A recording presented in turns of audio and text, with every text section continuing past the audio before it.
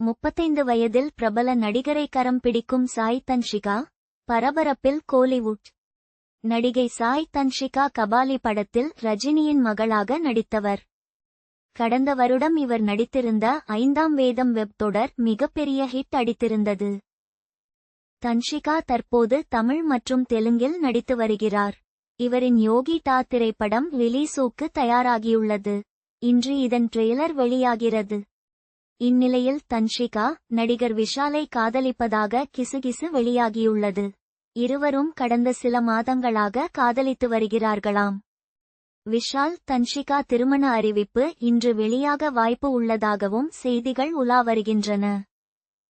இன்று நடைபெறும் யோகி டா படத்தின் ட்ரெய்லர் வெளியீட்டு விழாவில் நடிகர் விஷால் சிறப்பு விருந்தினராக கலந்து கொள்கிறார். இந்த மேடையில் இருவரும் சேர்ந்து திருமணம் குறித்து அறிவிப்பார்கள் எனவும் சொல்லப்படுகிறது.